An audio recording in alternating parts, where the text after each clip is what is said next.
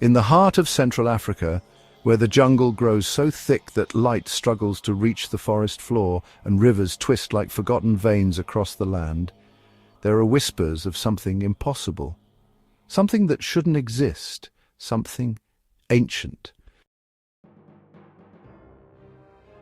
They call it Mokèlé Mbèmbé.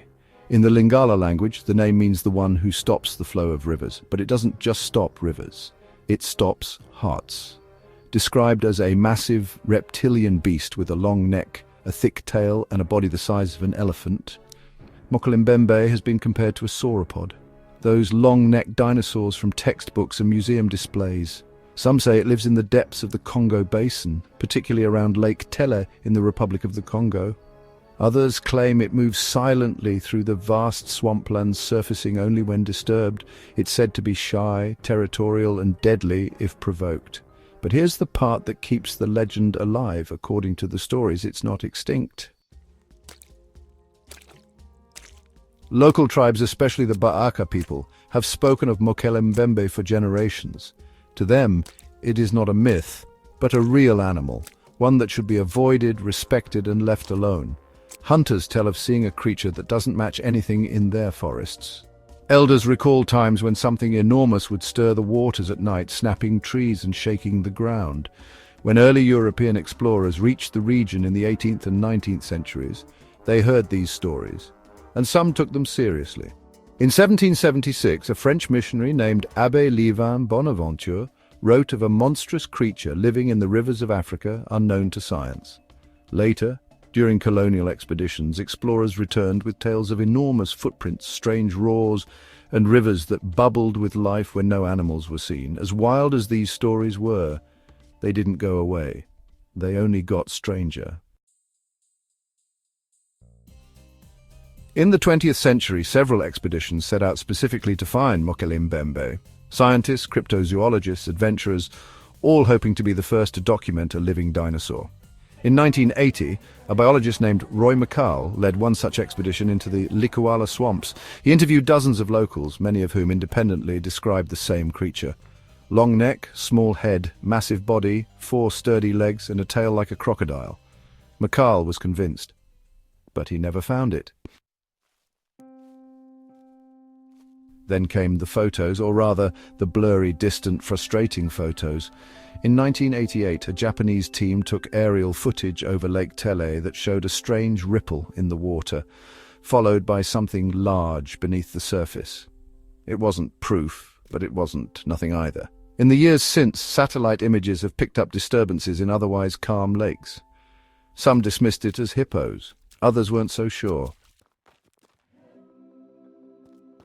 Over time, the narrative split. To some, Mokèlé Mbèmbé is an undiscovered species, a relic of a forgotten age hiding where few humans have ever gone. To others, it's a symbol, a cultural story passed down to warn, to teach, to remind. But the lines between those two ideas aren't always clear. Even today, many Congolese villagers believe in its presence, and not in a fanciful way. To them it is like believing in leopards or crocodiles. It's part of the environment, not mystical, not magical, just hidden. And there's something haunting about that idea, because if a creature like that did exist, if a dinosaur really survived deep in the jungles unknown to science, how would we know? The Congo Basin is one of the least explored places on Earth. Parts of it are still unmapped. Its swamp forests are almost impassable, with humidity so thick that electronics fail and footsteps disappear within minutes. You could stand 10 feet from something enormous and never see it. That's not fantasy, that's geography.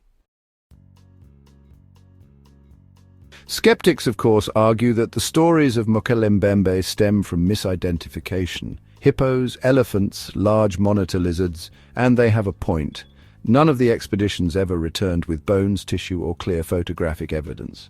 And the idea of a sauropod surviving unnoticed for millions of years defies everything we know about extinction, evolution, and ecosystems.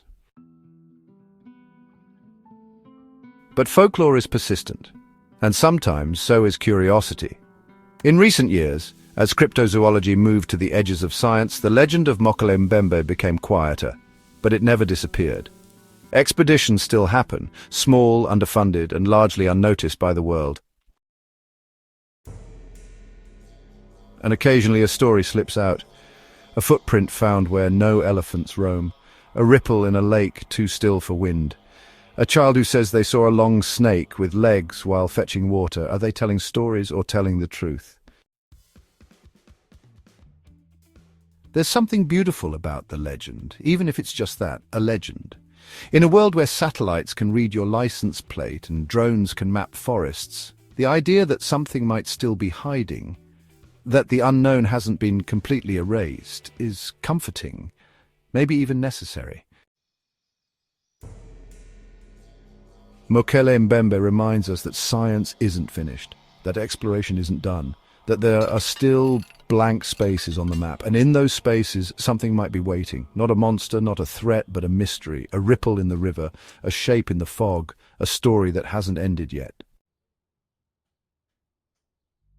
So, if you ever find yourself on the banks of Lake Tele, surrounded by trees older than memory and the water goes still, don't throw a rock, don't shout, just watch. And if the surface breaks, be ready to question everything. Have you heard of Mokèlé Mbèmbé before? Do you think it's possible something ancient still hides in the forests of Central Africa? Let us know in the comments, and if you love stories that walk the line between legend and reality, don't forget to like, subscribe and ring the bell. Until next time, stay curious, respect the unknown, and don't assume we've discovered everything.